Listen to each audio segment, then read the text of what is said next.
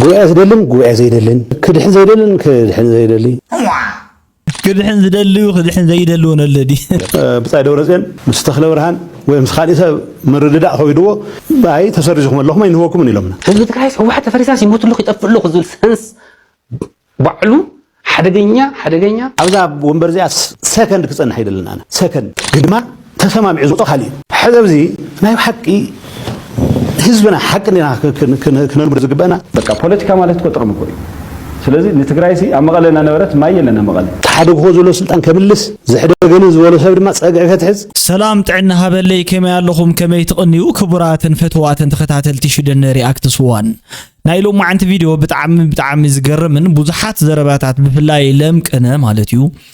ኣብ ጎደቦታትና ኣብ ዝኸባቢታትናሲ ብዙሕ ነገር ሰሚዕኹም ክትኮኑ ትኽእሉ ኢኹም ተሓደ ስልጣናይ ይህብን ኢሉ ተሓደ ከዓ ክቆትልን ኢሎም ብኻራሲ ሒቶምኒ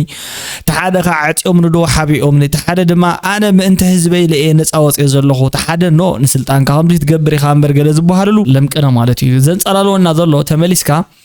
ናብ ጽቡቕ ዘይኮነ ናይ ልምዓት መንገዲ ዘይኮነ ገለ ሰባት ካብ ዓዱ ገዲፎም ብዛዕባ खाली ይዛረቡሉ እዩ ትናይ ለምቅነ ጉዳይ ግን ክንድህሱ ሰዲና ሓደሽ ተኾይንኩም ነዚ ቻናል እዚ ማለት እዩ ኮሜንታትኩም ንሪእቶታትኩም እንጽሓፉሉ እየ ዝብለኩም ዝደሊ ብዙሓት ሰባት ኣለው ካብዚ ብጣዕሚ ዝጽሓፉሉ እየ ማለት እዩ ብጣዕሚ ንፈትወካይና ዝበልነሉ አይን ፈትወካይና ዝበልነ ካለው ማለት እዩ እሺ ደብሴ አስናራ ህዝቤ ኢልን ማለት እዩ ተጻሓፋ ዚኳን እሺ ላይ ተነበለይ ብዙኾነ ምስግና ገብረ ሓወይ ብጣዕሚ ዘመስግን ማለት እዩ ዚኣኻ ማለት እዩ ይሜል ነሎ ማለት እዩ ቴንክ ዩ ብራዳ ቴንክ ዩ thumbs up okay አታግደፉ ናይ ተጋሩ ዩቲዩበራት ናይ ትግራይ እንደግበሩ እቲ ጸገም ናትና በዓልትና ኣለናዮ ነዚ ደላይ ፍትሒ እኮ ኣናውጽኩምና ዋይ ኤርትራው ዝረኸቦ ኢሉ ማለት እዩ ኣነ እኮ ይኮንኩ ዘናው ዘለኹ ታይድ ገብር ደለኹ መሲልካ ኣነ ሪኢቶ የዘቕምጥ ዘለኹ ሪኢቶ ይካ ባነ ዝመስልን ብናተይ ወግዒ ማለት እዩ ብናተይ ወግዒ እምበር ብዝኾነ ኩልኩም ማለት እዩ ትህብኑ ዘለኹም ሪኢቶታት የንብበለኹ እጂ ታይ ዝበሃል ኣምር ኣሎ መሲልኩም ኣነ ዚ ውልቃው ሪኢቶ እዩ just like disclaimer take it or leave it ማለት እዚ ዘረባ እዚ ናተይ ዘረባ እምበር እቲ ሰብዚ ንሱ ተዛረባ ከምዚ ኣያ ኢለ ዘቕርባ ዘለኹ ናተይ ትመስለን ሪኢቶ ከዓ ይህበል ኣለኹ ማለት ዛታ ኢዚ ፒዚ ትበሃል መንገዲ ማለት hey let's go መረጻስ ሕዚ ብናይ TPLF ሊደርሺፕስ ናብ ንውር መንግስት ክምለስ ድሌት ኣለና ኣነ ኣበይና ኮይና ክንመረጽ ተሸመረረት ትግራይ ሒዝና ህዝብና ስደተኛ ካምፕ ኮይኑ መረጻ ገይርናስ ንውር መንግስት ክንመስረት ከም ዓይነት ሓሳብ ዘለዎ ሰብ ኣብዛ ወንበር ዚኣ ሰከንድ ክጸንሕ አይደለን ኣነ ሰከንድ ሪዛይን ምግባር ይመጽካ እዩ ሪዛይን ገርካ ና ክራይሲስ ተወይብል እንደገና ሓሳብ ዘይብሉ ሰብ ኩል ክናቆት እዩ እዚኣ ነዛ ቦታ እንደገና ሓሳብ ዘቕረበ ሰብ የለን ኣፍተን ወንበር ዘሎ ሽኩት ጊዜያዊ ምምሕዳር ዝበሃል ስራሑን ከይሰርሕ ዓብይ ኣስተዋጽኦ ዝገበረ መጨረሻ ስለዚ በትናቱ ጉዳይ ማለት እዩ ሕጂ መብዛሕትኦም ሰባት ኣብዚ ናይ ጌታቸው ረዳ ጉዳይ ዝዛረቦ ዘሎ ታይም ዘሎ መስልኩም ንሱ ኣብ ስልጣኑ ኣብ ወንበሩ ንኽጸንሕ ይትመረጻ ኣይካየድ ዝብል ኣለዎ ማለት እዩ ትመረጻ ክካየድ ኣለዎ ንምንታይ ምኽንያቱ ውሕስና ናይቲ ወንበርሲ ክረጋገጽ ክኽእል ኣለዎ እዚ ኮስተን ጠልጠለ እዩ ባዕሉ ስለዚ ዝተገደበን ሊሚትድ ዝኾነን ሓላፍነት ተዋሂቦሲ ከመይ ገይሩ ጣሓሒሱ ኸይዱ ብኢደወነኑ ሓላፍነት ክፍጽም ይኽእል ዝብል ኣለዎ ማለት እዩ ግን ትንሱ ዝውሎ ዘሎ ተኾይኑውን ዝረአዩኒ ሓደ ሓላፍ ዘለፋት ኣለው ንኣብነት ካብ ውሽጢ ኢቭን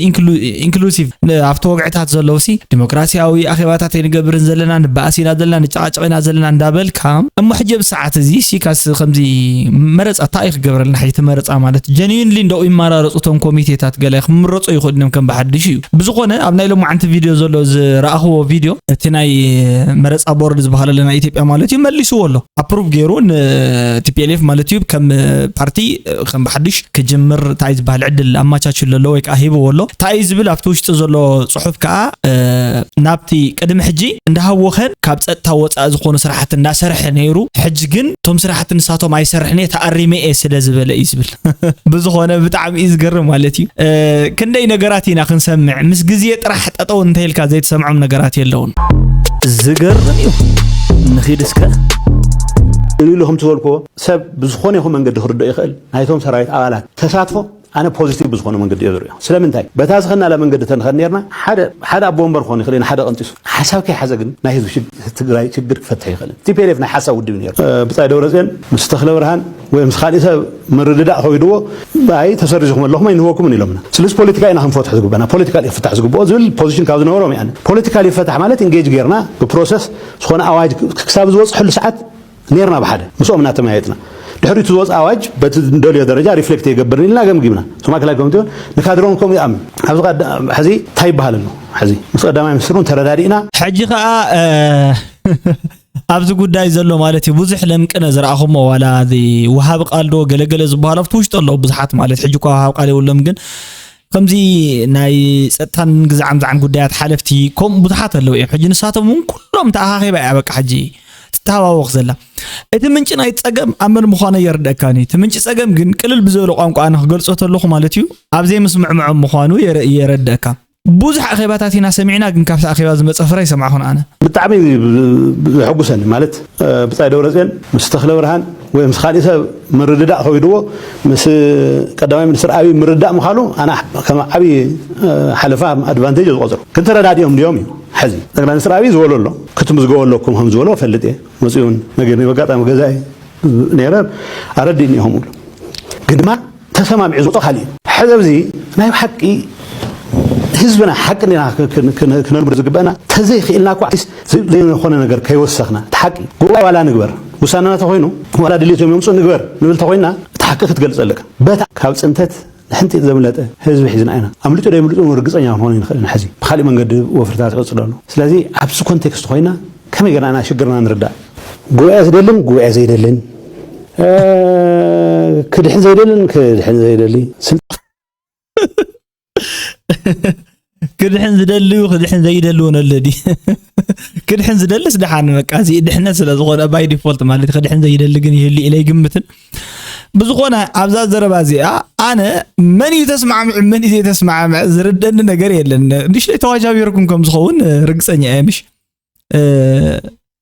ማለት ቡል ቀይሲ ከም አነ በተሰምع ዘለኹ እንድሕር ኮይኑግዚያው ምሕዳር ቀደም ኢሎም ኣብ ዝነበሩ ንጥፈታትን ሓደ ወቅዕታትን ምስ ማእኸላዊ መንግስቲ ጽቡቕ ርክብ ከም ዘለዎ እዩ ዝግለጽ ነይሩ ውድብ ከኣ በኣንጻሩ ማለት እዩ መራሕታን ናይ ታይ ዝበሃል ከኣ ብንእሽተይ ሽግር ከም ዘለዎም ኣብ እዩ ዝግለጽ ነይሩ ሕጂ ከኣ ተገላቢጦም ቲኦም ከይዶም ጽቡቕ ተስማዕሚዖም ኣለዉ ቲኦም ከኣ ተስማዕማዕና ናብ ዝብል ደረጃ እዩ ዝምጻእ ዘሎ ማለት እዩ ሕጂ ታይ ዝኒ ሕጂ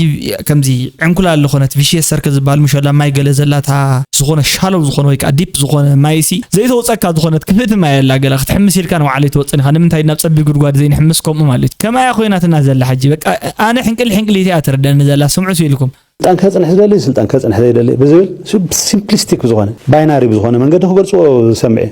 مسلطان تتحيزو تزنبرك ከተቀጽልና ይምላይ ኣብ ስልጣን ሃለኻ ዘጥፋ ሃያ ጥፋት ከይትሕተት ድማ ማኸወልን ምግባር ኣብዚ ኣረዋሪ ሁሉ ተሓደጉ ዘሎ ስልጣን ከምልስ ዝሕደገን ዝበሎ ሰብ ድማ ጸጋይ ከተሕዝ ኩያይ ሶ ንድሕነሎም መድረኻት ኣይተገበሩን ክሳብ ሕዚ በዝኾነ ይኹን መንገዲ ኣብ መኸተ ዝተርኣየ ናይ ህዝብና ተሳትፎ ሓንሺሽና እዩ ሕቶታት ነልዕል مليسنا دقاقنا نوقطه تمليسنا نفتح حماق الملس سلامتنا كون وص زي خالنا نايز كل حتى الساكو حتى نحتنا حجي تناتنا حتى ملسكم ايتنغورنا من تاينا نوص زي قالنا زبل نتهزبنا تملكت ايكونت نتهزبنا باغبابو تا تغبر غيرو ولا تبصح زلا تقول لنا غراب صحواي نمنتاينا نحنا نافت سلام دي تملسنا زبل ግን من زحتتي تملسكم ميديا مصيخم عند اساد خزاربا يخلي انتاينا زي غورنا ابت اخيبا سلت بالاشو زلخومن كتغاماغو مخلخم اتي تزارو زلخوم زربا كاب كسادنا على سلا زخونه ማለት كل شجراتنا مخنيات تايب انتخاني بوليتيكال حماقنا اخلي سرقي اخلي طعم حزي دارغا لما منا يو اس اي دك قصل غيرنا دبليو اف بي حزون يخصنا له اما خزانات حزون بطميت سبنا تفح كاب زغرمكم اذا شجر زي كمص خمز خل اقدم بيلنا بزح تزاري بي حجانا منسي اتحازا خالولو منسي مالت نمقلاس طرح زطقم حيل يلكم تامن سبات تخوينكم تعم شجر يزولو يله مخنياتو منسي مالت حو مالت يو منسي مالت مبزحتو كل عدمي نوع على خمس قلص فاير ايج تبايل يصوا حو مالت كلتا منقد يزولو يبل زخونه تزارباي سباي نردس زبل حو مالت سي اندحر ادتاتنا باغبابو حيزونو وحلل زخونه صفي يسرح صبق انجرا كسنكتالو يخلن اندحر باغبابو تزي حيزونو دما يخحن يحرر يقاصل مالت حوزي مالت يترغم منسي عدنا خقان انتلو انتايمتم سمعيتاتو حدا سب تتمهيرو بروفيشن حيزو دكتور كوينو انجينير كوينو مهندس كوينو اب زخونه بوتا سراح تقوصيرو كسرح نابنت تموصار ነገር ወይ ኢምፕሎይመንት ገለገለ ዝባሃል ነገር ገደፎን ንሱነቶም ኢኮኖሚስት ስገለ ንዕኦም ይብጻሕዮም ማለት እዩ ግን እቲ መሰረታዊ ዝበሃል ናይ ህዝብና ዝነበረ ናይ ሕብረተሰብና ሕልሚ ኣሎ ምሽ ከምኡ ሓደ መንእሰይ ኣብ ዝኾነ ቦታ ክርከብ ኣለዎ ክመሃር ኣለዎ ቅድም ክምረቕ ምስተመረቕካ ኣብ ዝኾነ ቦታ ይርከብ ብድሕሪኡ ከዓ ስራሕ ይህልዎ ስራሕ ሰርሑ እንዳሰርሐ ከዓ ንቤተሰቡ ይጥውር ገለገለ ዝበሃሉ መስራሓት እዚኣቶም ብምሎም እንዳፈረሱ እዮም ከይዶም ንምንታይ እዩ ናብቲ መስርሕ ናብቲ ናይ ተኸም ዓይነት ስራሓት ገለ ዘይተኣተወ ሓደ እቲ ክመሃር ዘለዎ ትምህርቲ በቃ ገና ተበጻሒነት እንዳተባለ ብሙሉ ተማሂሩ 15 ዓመት ምሰቃጸለ ወይ 16 ዓመት ምስ ዩኒቨርሲቲ 20 ዓመት ገለታት ምስጠፍኦ ብድሕሪኡ ተመሊሱ እንታይ ይኸውን ዝተማሃራይ እዚ ማለት እዩ አይድል ተኾይኑ እንታይ ይኸውን መፈብረኺ ተንኮል ሓሳባት እንገለገለ ይኸውን እዚ እንታይ ይፈጥር ጽባሕተ ኢልኩም ሓደ ጥምዛዝ ወዲ ጥምዛዝ ዝኾነ ፖሊስ ግዛዕ ካብ ዝቆርጡ ዘለዎ ሰባት ንሱ እዩ ካልኣይ ካቶም ሽሉኽ ኢሎም ዝኣተው ከምዚ ጨፍሊቆም ጨፋሊቆም ዝኣተው ሰባት እውን ዝፈጥሩዋ ዚኣታ መንገዲ ማለት እዩ እኽል ዝሰርቕ ተበለና ሶመርኣያ ብዝኾነ መንገዲ እዚኦም እውን ኣድረስ ንገብሮ ገለ ስለዝኾነ ክንብል ንኽእል ሰረቕቲ ናትና ሰረቕትን ናይ ገለ ሰራቕን ዝበሃል የለን ህዝቢ ትግራይ ህወሓት ተፈሪሳስ ይሞትሉ ይጠፍሉ ዝብል ሰንስ ባዕሉ ሓደገኛ ነቲ ህዝቢ ሲ ኣብ ሕማቕ ስምዒት ዘእቲ ኣብ ሕማቕ ሪስክ ዘእቲ እዩ ዝኸውን ዘሎ እቲ መንገዲ ተታሒዙ ዘሎ ንውድብ ኣየድሕን ንህዝቢ ኣየድሕን ውልቀ ሰባት ክድሕኑሉ ውልቀ ሰባት ስልጣኖም ተመሊሶም ክቆጻጸሩሉ ገበርቲ ሓደ ኣብ ትግራይ እዚ ሓይሊ እዚ ብዝኾነ ኣጋጣሚ ከምዚ ሒዝዎ ዘሎ መንገዲ ክቐፂሉ ማእኸላይ ኮሚቴ ኣስተኻኺሉ ጉባኤ ገይሩ ስልጣን ተቆጻጺሩ ተመፅዩ ኣብ ትግራይ ዝኸፈአ ናይ ዲክታተርሺፕ ስርዓት ክትከል ይኽእል ዝኸፈአ መሊስካ ዘይትምልሶ ሓይሊ ንምንታይ እዩ ዝኸፈአ ዝገብሮ እዩ ንብዙሓት ሰባት እዚኣ ዘይተመለሰተሎም ከም ዝውልቀ ጽለ መሲላት ዝስምዖም ሰባት ክህሉ ይኽእል እዩ ንምንታይ እዩ ዝኸፈአ ዝገብሮ ሓደ በካይዳን በተቃልስን ዝኣምን ሓይሊ ክህሉ ኣለዎ ካብ መጀመርቱ በተቃልስ ክብል ከለኹ ናይ ህዝቢ ክሬዲት ሂቡ ንስኹም ኢኹም ኣምፂኹሞ ግን ኣነ ከገልግል እየ ተመሪፀ በቃ እዚኣ ትኮን ዘሎ እንዳሰርሐ ሲቪል ሰርቪስ ኮይኑ እንተሳብ ተፈላለዩ ቦታታት እንዳተሰኩዐ እንዳሰርሐ ብኣግባቡ ዝተዋሃበቱ ሓላፍነት ምስተዋፀ ዝወስዳ መሃያን ሽልማትን ከዓ ክብርን ተሊኣ ክወስድ እዩ ማለት ጽቡቕ ስራሕ እንድሕር ሳሊጡ ክሽለምዩ ተዘይሳሪጡ ወይ ተጣፋፊኡ ከዓ ቅጥዓላውን እዩ ናይ ግድን ሓላፍነት ክወስድላ ዝግባእ ቦታ ስለ ዝተዋሃበቶ ማለት እዩ ዋላ እዚ ሕጂ ታይ ይብለሎ እቲ ፕሮብሌም ይዘውግዕ ዘሎ እምበር ኣብቲ ኣካል ናይቲ መፍትሒ ይኮነን እዩ ሁሉ ከም ሰዓር ሮማዲ ተስፋሕፊሑ ትግራይ ውጢሩ ትግራይ ክሕዝ ዘመድ ኣዝማድና ስለ ዝኾኑ ኢና ሕድሮም እምበር ዝሕድር ኣጀንዳ ይብሎም ናይ ማን ማለት እዩ ስለዚ ብዙሕ ሰብ ናይ ፈጻጽማ ይጸገቦም ግዛዕ እዩ ግን ኣይኮነን ናይ ፈጻጽማ ኮን ይኽእል እምበር ህወሓት ማለት ያው ኣብ ትግራይ ብዙሕ ደጋፊ ዘለዎ ብጣዕሚ ነዊሕ ግዜ ዝጸንሐ ውድብ እዩ ሞ ምናልባት ንዞም ደጋፍቲ ኣብ ኤርትራ ኢሳያስ እውን ብዙሕ ደጋፊ እዩ ዘለዎ